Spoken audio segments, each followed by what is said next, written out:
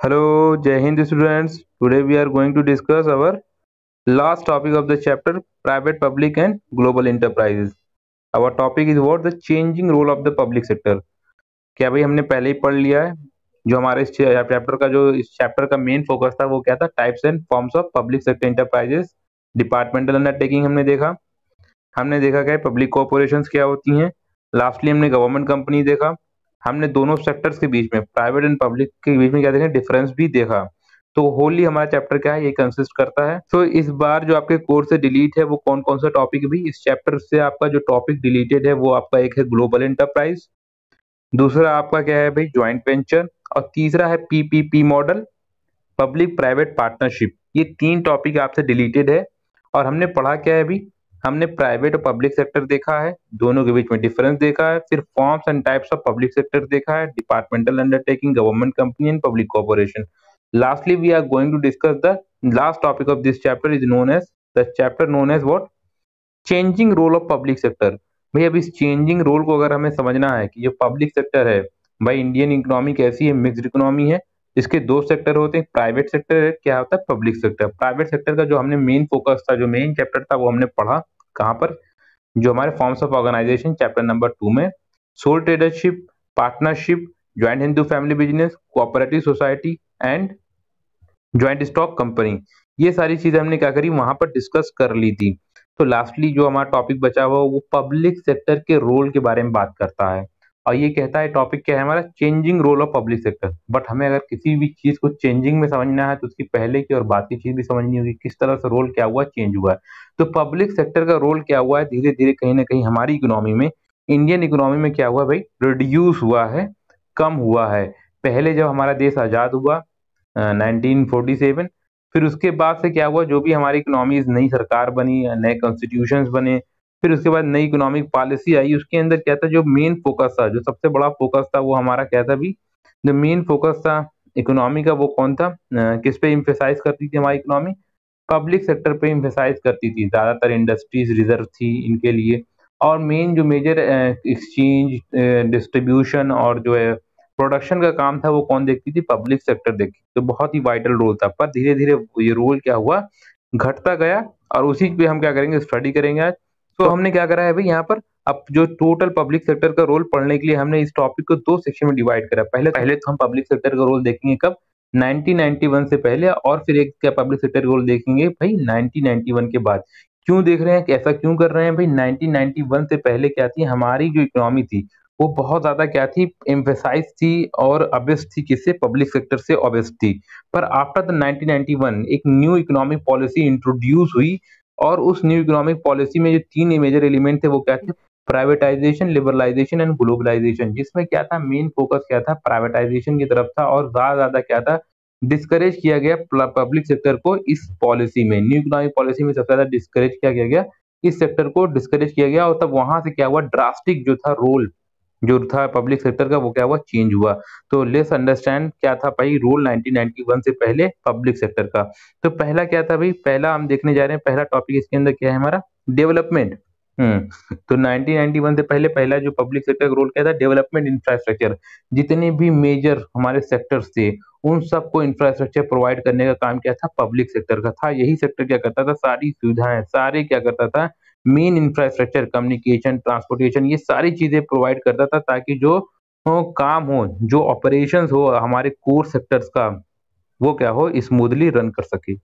So yes, it provides the infrastructure to the core sector which require the huge capital of the invest and the complex upgrade technology, big effective organization structure of the steel plant, power generation plant, civil aviation, railway, petroleum and the state trading and the coal etc.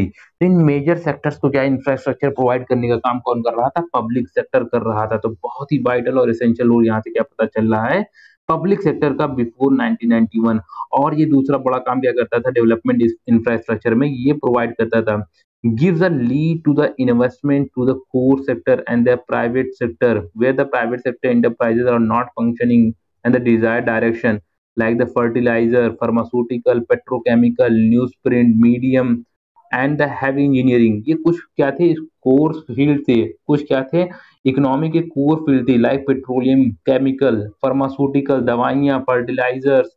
और ये सारी इसमें क्या हो रहे थे, कमियां रह गई थी। प्राइवेट सेक्टर इसमें रुझान नहीं दे रहे थे और वो दिशा नहीं दे रहे थे जो देनी चाहिए थी। तो उस वक़्त क्या हुआ, पब्लिक सेक्टर ने अपनी रोल को क्या किया, रियलाइज़ किया और इन पे क्या किया, इन फील्ड्स में क्या किया, अपनी इन्वेस्टमेंट को लीड किया था। तो even they give the many, जो हमारे फ्यूचर प्रोजेक्ट्स थे, फ्यूचर इन्वेस्टमेंट थे, उसमें भी क्या किया, डायरेक्शन देने का, दिशा निर्देशन का क्या काम इस पब्लिक सेक्टर ने किया है। जैसे कि अपकमिंग जो हमारे इन्वेस्टमेंट थे होटल प्रोजेक्ट को लेकर के, प्रोजेक्ट मैनेजमेंट्स हो गए, कंसल्टेंसीज़ हो गए, टेक्सटाइल्स, ऑटो, मोबाइल, इनमें भी क्या हुआ, निर्दिशा देने का काम क्या किया था, इस पब्लिक सेक्टर ने क्या किया था, बहुत ही बखूब किया था। Regional imbalance, yes, what is regional imbalance? तो भाई दूसरा जो मेजर काम, जो मेजर रोल था, वाइटल रोल था पब्लिक सेक्टर का बिफोर 1991, वो क्या था, रीजनल बैलेंस। क्या है भाई, जो हम क्या कहते हैं, होलिस्टिक डेवलपमेंट कहते हैं एक नेशन का, एक राष्ट्र का, क्या होते हैं, होलिस्टिक और पूरी तरीके से विकास कब होता है, जब सारे सिटीज सारे सिटीज एक साथ क्या हो, डेवलप हो, सबका विकास एक साथ हो, सारे विलेजेस का विकास एक साथ हो रहा हो, साथ साथ में क्या हो, सारे स्टेट का विकास क्या हो रहा है एक साथ हो, मतलब इसमें जितने कंपोनेंट हैं एक कंट्री के, स्टेट, उसका डिस्ट्रिक्ट, फिर उसके बाद सिटीज, उसमें एक साथ, एक समानता के साथ क्या हो, उसमें डेवलपमेंट हो, विकास हो, इक्विटी के साथ, that is called the regional imbalance. और उस वक्त क्या होता था, जो बैकवर्ड एरियाज थे, उन बैकवर्ड एरियाज में क्या होता था, पब्लिक सेक्टर यूनिट को इस्टेब्लिश किया जाता था, सेटअप किया जाता था, ताकि जो वहां पर क्या हो, जॉब क्रिएशन हो, एम्प्लॉयमेंट जनरेशन हो, वहां के लोगों को एम्प्लॉय किया जाए और ज़्यादा नौकरियाँ हों, जिससे क्या हो, वहाँ पर रीजनल बैलेंस ग्रोथ हमें क्या है, उन बैकवर्ड एरियाज़ को क्या हो, अपलिफ्टमेंट मिले और हम क्या कर सकें, हम क्या अचीव कर सकें, रीजनल बैलेंस अचीव कर सकें। ये फोकस था किसका, पब्लिक सेक्टर का। एक बड़ा रोल क्या था, एक वाइटल रोल था रीजनल बैलेंस में पब्लिक सेक्टर का।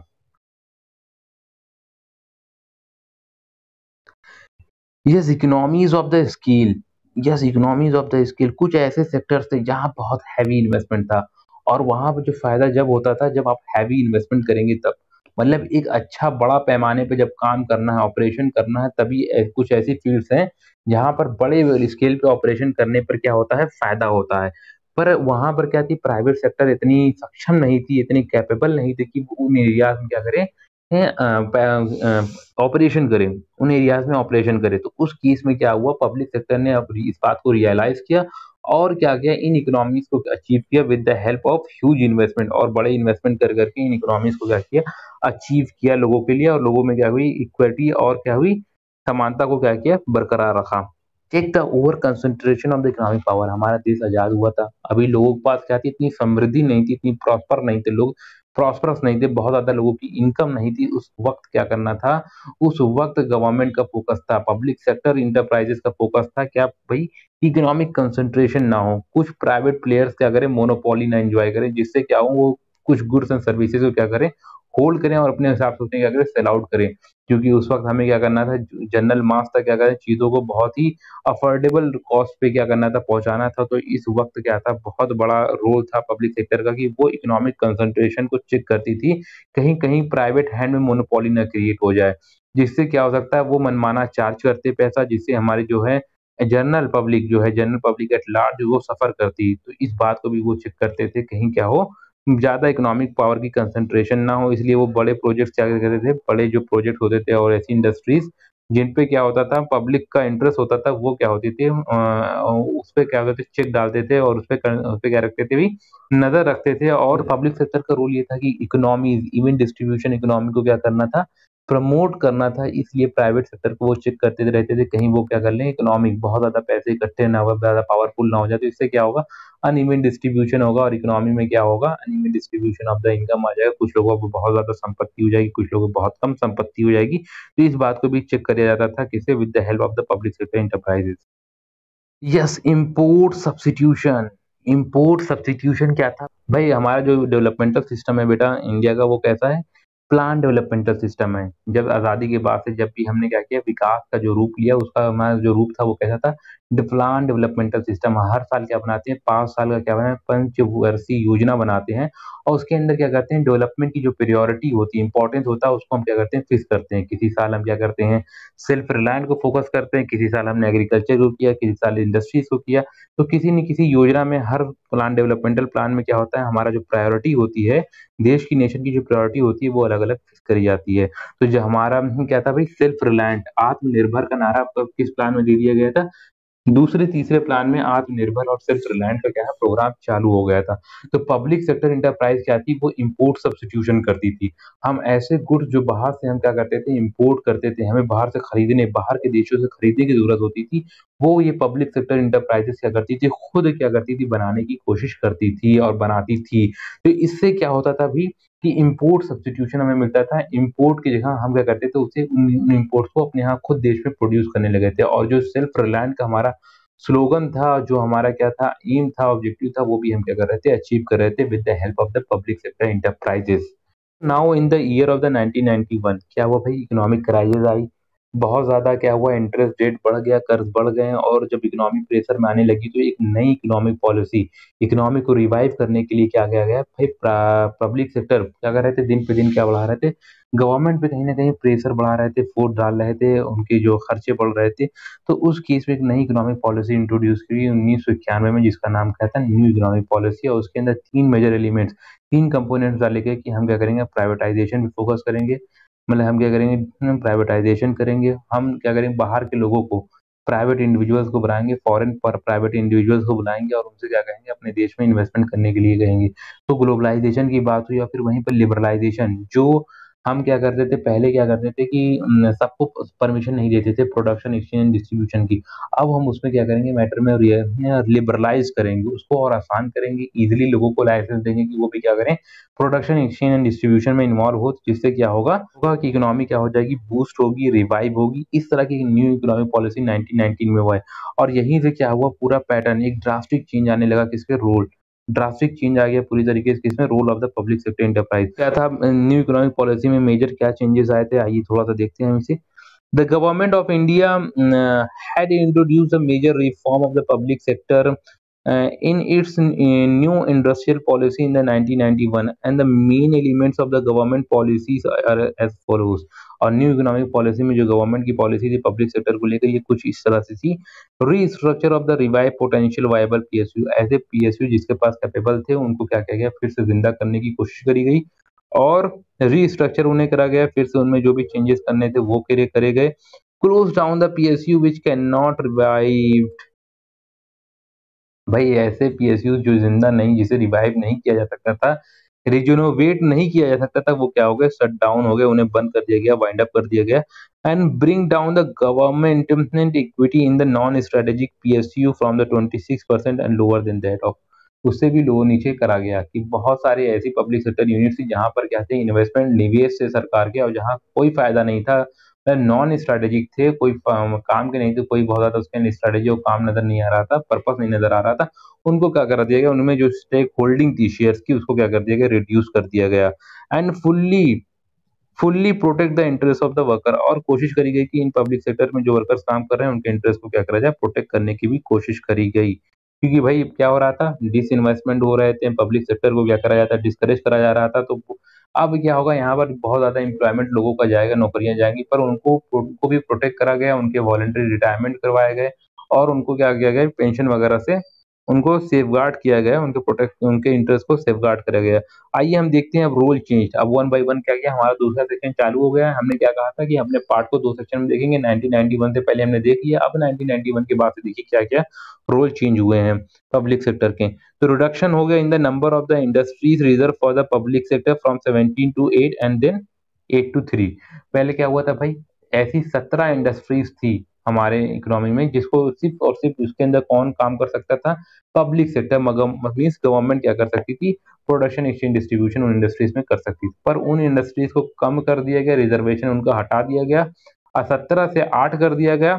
कब, 1991, भाई 1956 में जो इकोनॉमिक पॉलिसी बनी थी, एक हमारी इकोनॉमिक पॉलिसी क्या थी, 1956, उसमें 17 को क्या किया गया था, रिजर्व किया गया था। फिर उसके बाद 1991 में से उस 17 में से 8 को ही क्या करा गया, रिजर्व करा गया, कम कर दिया गया।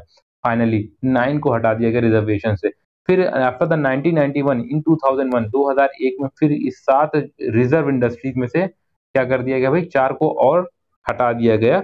और फिर 2001 में क्या गया, कितनी बजनी रिजर्व जो इंडस्ट्रीज थी, बस 3, और वो 3 these are atomic energy, arms and the rail transport. तो 3 जो रिजर्व इंडस्ट्रीज बच चुकी हैं फॉर द पब्लिक सेक्टर। अब जो पब्लिक सेक्टर के 3 रिजर्व इंडस्ट्रीज हैं वो कौन सी है, एक एटॉमिक एनर्जी है, एक आर्म है, defence and the rail transport. ये 3 अब क्या है, बस रिजर्व रह चुकी हैं, बाकी सब पर रिजर्वेशन जो है इंडस्ट्रीज का फॉर द पब्लिक सेक्टर वो हटा दिया गया है।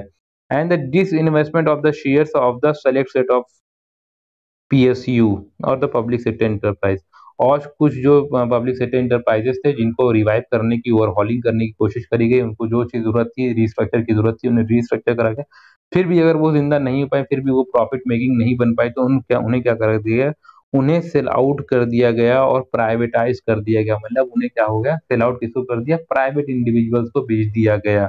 That is called the disinvestment. Disinvestment का मतलब क्या है, selling out the public sector shares to the private individual, that is called the disinvestment. इसे हम क्या कहते हैं, प्राइवेटाइजेशन कहते हैं। तो बहुत सारी पब्लिक सेक्टर यूनिट जो क्या थी, प्रॉफिट मेकिंग नहीं थी, लॉस मेकिंग थी, उनको सेल आउट कर दिया गया।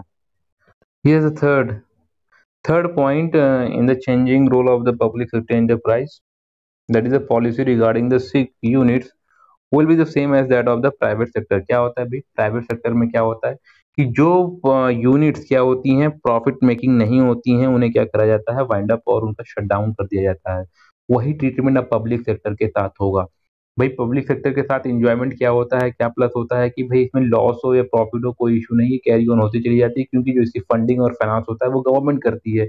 बट ये चीज क्या हो गई, खत्म कर दी गई आफ्टर द 1991। गवर्नमेंट ने क्या होगा, इसके बारे में एक बॉडी बना दिया, इसके बारे में सख्त हो गई, और एक बॉडी का क्या हुआ, क्रिएशन हुआ, जिसका नाम क्या था, board of industrial and the financial reconstruction. Board of industrial and the financial reconstruction. और इस board of industrial and the financial reconstruction ये करता क्या था भाई, मॉनिटरिंग करता था सारी पब्लिक सेक्टर यूनिट्स की जो क्या है, लॉस मेकिंग है। उन पे क्या हुआ, पहले तो रिवाइवल का काम होता था। ये जो बोर्ड था ये क्या करता था, पहले रिवाइव करने की कोशिश करता था, उन्हें रीस्ट्रक्चर करके, और जैसे भी पुशअप करता था, अगर रिवाइव हो गई तो ठीक है, अगर वो लॉस मेकिंग जो यूनिट्स थी, अगर वो प्रॉफिट मेकिंग यूनिट्स में कन्वर्ट होती हैं तो ठीक है, कैरी ऑन होता था, वो पब्लिक सेक्टर यूनिट चलती थी।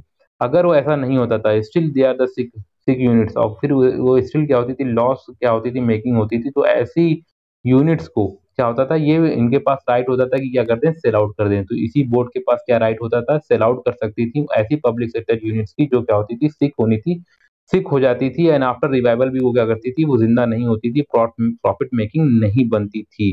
तो ये चेंजेस हो गया किसके अंदर, पब्लिक सेक्टर इंटरप्राइजेज में after the 1991। The last is memorandum of understanding.